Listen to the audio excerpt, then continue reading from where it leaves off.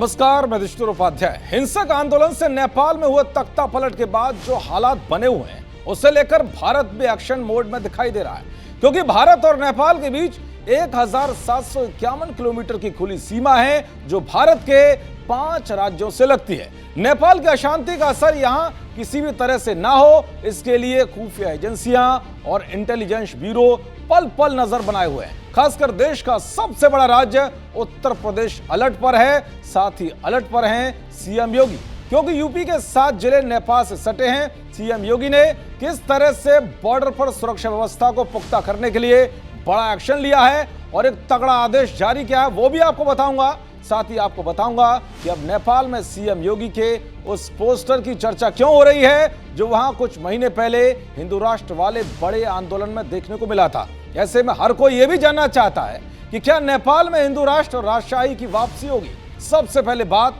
Nepal border पर CM योगी के action की करते हैं। दरअसल नेपाल और भारत का रोटी बेटी का रिश्ता है, लेकिन अभी नेपाल में जो हालात हैं उसके चलते भारत की सुरक्षा एजेंसियां अलर्ट पर हैं। यूपी के 7 जिले ऐसे हैं जहां रोजाना हजारों लोग इस पार से उस पार जाते थे, लेकिन मौजूदा हालात को देखते हुए बॉर्डर पर एसएसबी जवानों के साथ ही योगी फोर्स की तैनाती की गई है। नेपाल सीमा से सटे सभी जिलों की पुलिस को 24 घंटे हाई अलर्ट पर रखने का सीएम योगी ने निर्देश दिया है। खासकर सीमा पर तैनात पुलिस चौकियों को हर वक्त अलर्ट मोड पर रहने के आदेश जारी किए।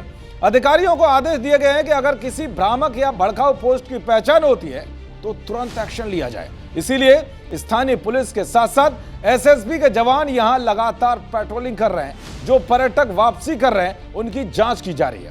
नेपाल के युवाओं का उपद्रव कहीं यूपी के बॉर्डर तक ना पहुंच जाए, इसके लिए यूपी की योगी फोर्स ने बॉर्डर पर सुरक्षा चक्र मजबूत कर दिया है, ताकि नेपाल में फैली अराजकता की आग को बॉर्डर पार करने से पहले ही बुझाया जा सके।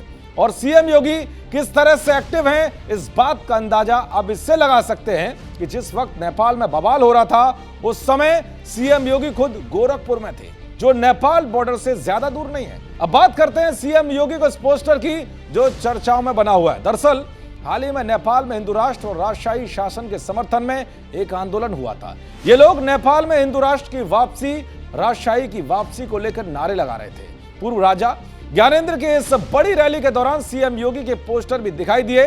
नेपाल में अब ज्ञानेंद्र की वापसी और सीएम योगी के नाम को जोड़कर कई तरह की बातें कही जा रही हैं। दरअसल नेपाल की सियासत में सक्रिय होने से पहले पूर्व राजा ज्ञानेंद्र ने लखनऊ में सीएम योगी से मुलाकात की थी।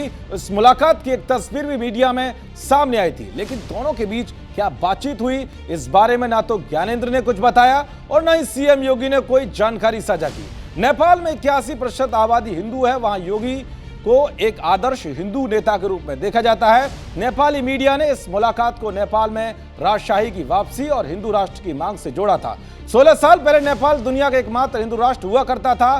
2008 तक ज्ञानेंद्र शाह नेपाल के राजा हुआ करते थे, लेकिन एक माओवादी आंदोलन और एक कथित वामपंथी क्रांति के बाद भारत के इस पड़ोसी देश में सत्ता परिवर्तन हुआ और ज्ञानेंद्र शाह को सिंहासन खाली करना पड़ा। लेकिन अब फिर से नेपाल को हिंदू राष्ट्र बनाने की चर्चा तेज हो गई। देखते रहिए जी न्यूज़। नमस्कार।